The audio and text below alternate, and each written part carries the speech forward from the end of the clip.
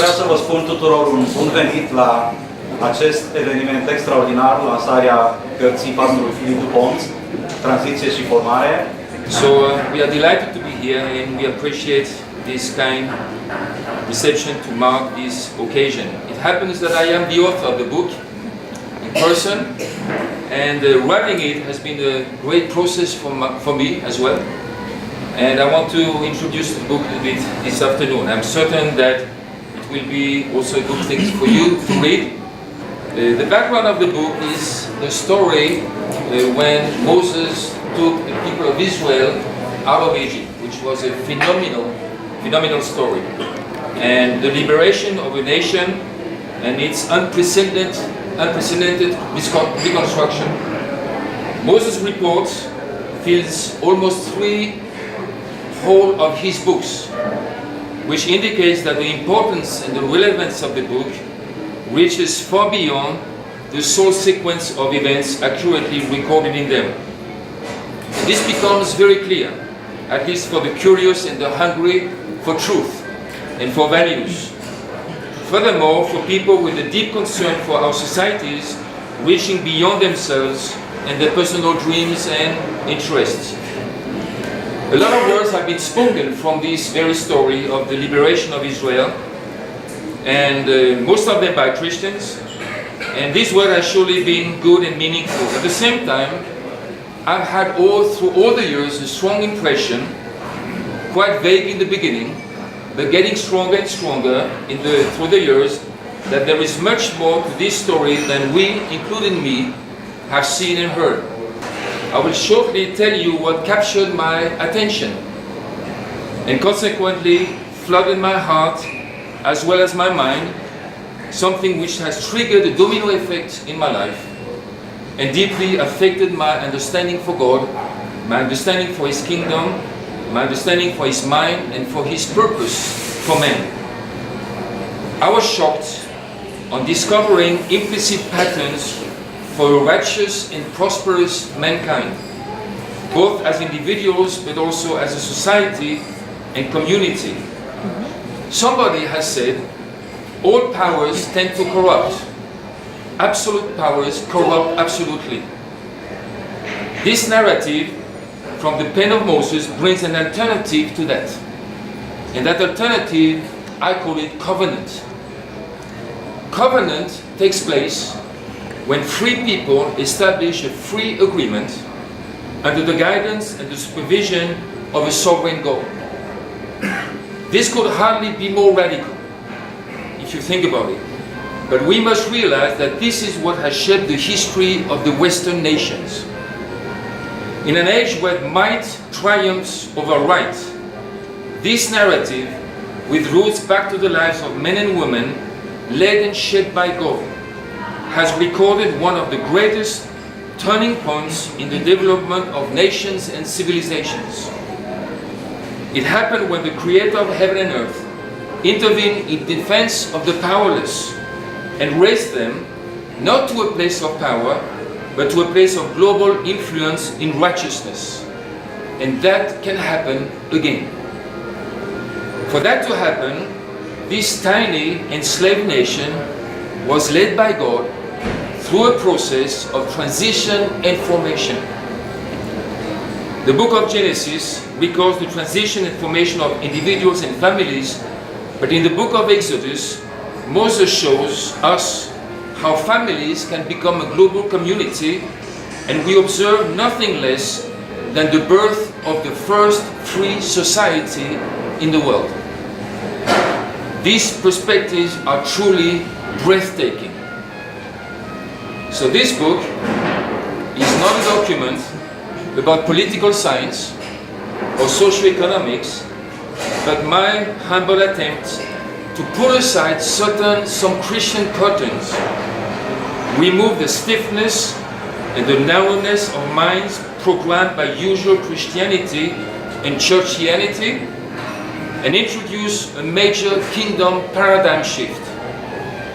It has been my aim to show some of the elements of this national transformation and its roots in the human heart.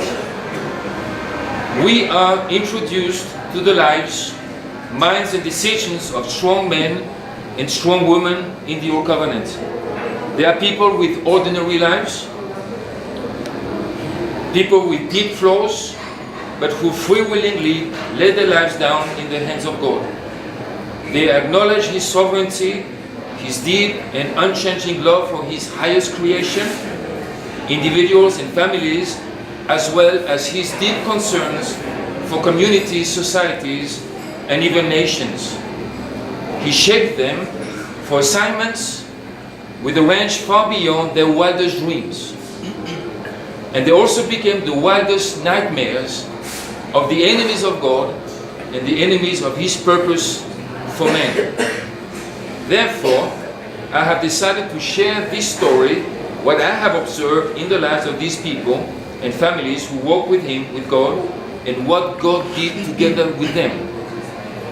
Let me close with this statement of a man called Hugo Grotius, famous Dutch lawyer who led the Foundation for International Law centuries ago. He wrote like this: "He knows not how to rule a kingdom that cannot manage a province, nor can he wield a province that cannot order a city, nor he order a city that knows not how to regulate a village, nor he a village that cannot guide a family, nor can that man govern well a family that knows not how to govern himself. Neither can any govern himself unless reason be Lord, will and appetite her vassals. Nor can reason rule unless herself be ruled by God and wholly be obedient to Him." Finally, I will make another statement by Benjamin Franklin, one of the founding fathers of the United States of America, a polymath, an author, political activist, inventor, scientist, statesman, and diplomat. He said like this: "A nation of well-informed men who have been taught to know and prize the rights which God has given them cannot be enslaved. It is in the region of ignorance that tyranny begins." I love it. So I hope my book will sound a call to seek God and come closer to Him. I hope it will give you, as it gave me, some valuable insight regarding the effects of a journey together with Him. So I wish you a great journey of transition and formation. Thank you, and have a nice afternoon.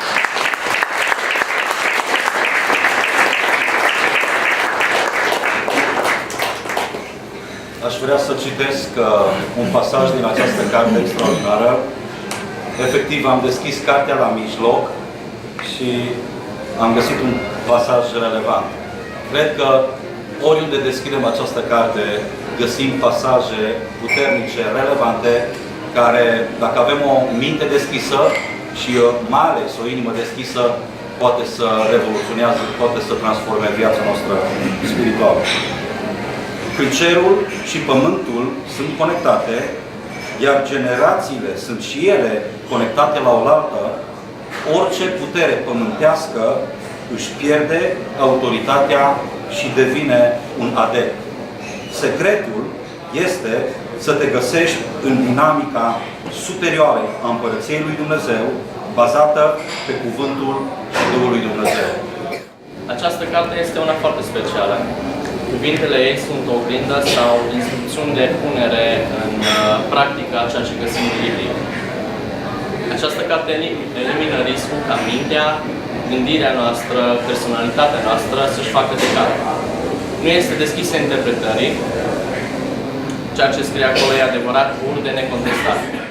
Și această carte cu siguranță nu este o predică, nu este o învățătură, nici măcar o meditație, dar să folosesc cuvintele pastorului Filip, această carte este planul de implicare al lui Dumnezeu în societatea secolului 21 și, în al doilea rând, este un strigăt și o chemare a lui Dumnezeu către noi toți.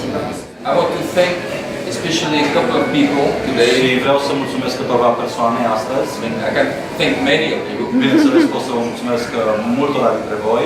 And but I want to thank Mihaela. Dar aș vrea să-i mulțumesc lui Mihaela.